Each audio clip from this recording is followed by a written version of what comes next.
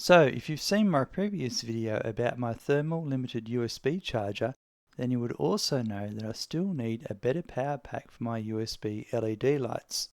With that in mind, I decided to build my own power brick using parts found on AliExpress, which are 5 volt, 70 amp, 350 watt power supply that has an included fan, an IEC 320 power socket with an on-off switch and fuse, 8 USB Type-A female sockets and 4 USB-C female sockets, and black and red power distribution blocks. I purchased more USB ports than I need, but I thought it would be worthwhile adding a few extra ports as I'm not always using the LED lights and hence it's more than capable of powering other things when required.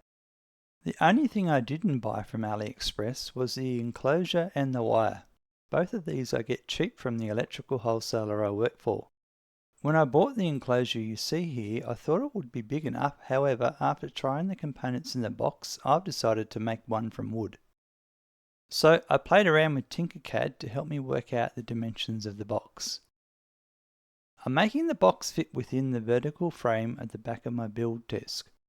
The frame is made up with 25mm round tube. This is the top of the frame and this here is the bottom of the frame. This here is the power supply unit. The main connectors will be at the bottom and the fan up the top. Below this is the 5 volt positive and negative termination blocks for the USB connectors. Down at the bottom right is where the IEC 320 power socket will be located.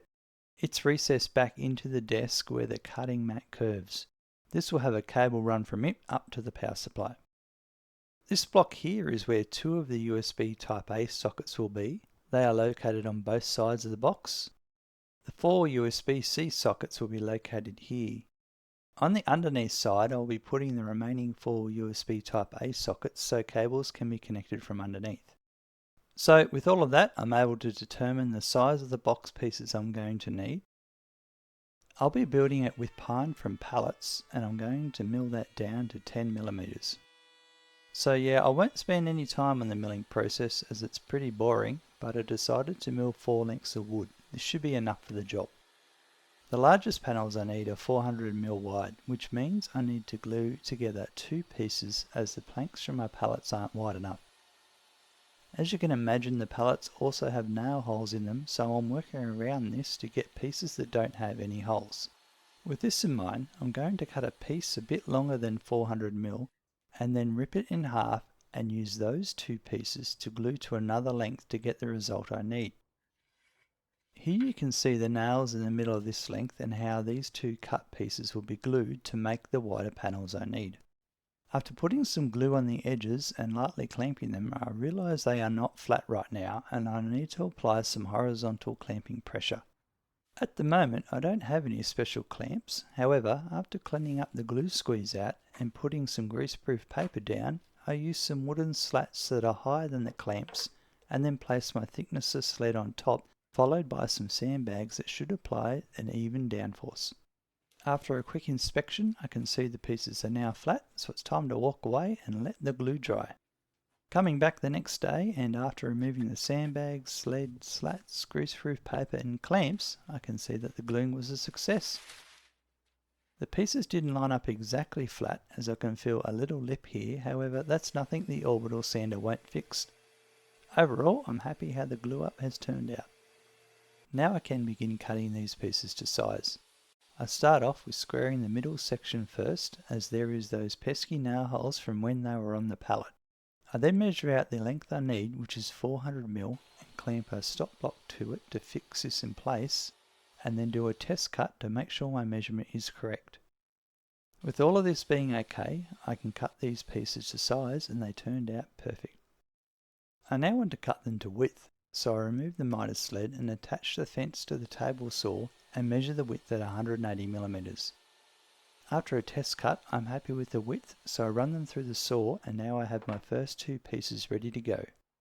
Next up, I want to break this board down in size first, so I'm going to use my miter gauge to square the end off and then cut it at the nail hole in the middle of the board.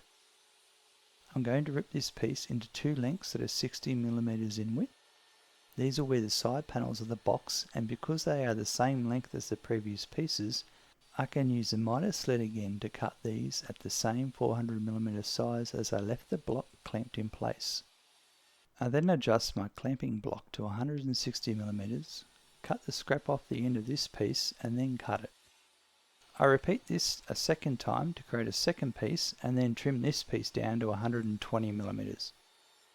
I then set up for 70mm, however after cutting this I realised I wanted this to be 60mm, so I changed my clamping block and then cut the piece down to 60mm.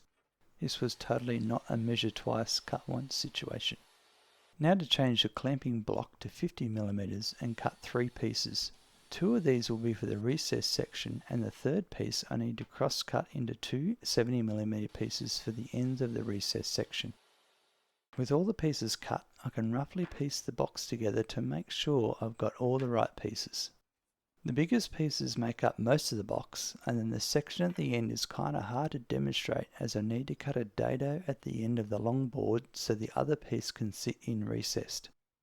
However, it's a great milestone to reach, as now I can move on to making the holes for the ports and input socket. I'll start off with making the dado at the end of the long board. It needs to be 10mm in from each side and also cut at that depth. Once that's marked out, I set the blade depth on the table saw, and after a test cut to check the depth, I proceed to cut the dado. After checking the fit, a few more passes is required before it's good, and then we can test assemble it again. This side is where the input power socket will be located, and after a quick sanding of the edges, I mark out the location of the socket and proceed to drill the corners out with this spade bit. I use the coping saw to cut out the remaining waste, which takes no time at all. I use the spindle sander to clean out the remaining waste, and after checking the socket, I use the file to square off the corners at one end before the socket fits in place nicely. Next up, I'm going to make the hole for the 2 USB-A ports that are located on each side. I have these 2 pieces double-sided taped together so I can make both holes at once. After measuring the size of the ports, I mark them out, and then it's the same steps again with the drill press, coping saw and spindle sander. Now it's on to making the holes for the 4 USB-A ports located on the underside piece. This of course is all the same steps again. Here's how it's coming together so far. The last step is to make the cutout for the USB-C ports. These are quite small and they have this lip all the way around them, so I want to chisel it off first so they all sit flush against each other. Once this is done, I'm going to super glue them together as they are too small to be handling loose. Next is to measure the dimensions and then mark the cutout and proceed to make the hole. This hole is a bit small for the spindle sander, so it's time for some chiseling and some filing. I'm putting a bevel on these edges as I think it'll look good, which perhaps I might do to the other holes as well. We'll see. And I think that's about it for this episode. In the next episode we'll finish off the box, prepare the ports for mounting, and glue it up ready for the electronics. What do you think of my progress so far? Let me know in the comments below. I hope all is well in your part of the world, and I'll see you next time. Bye!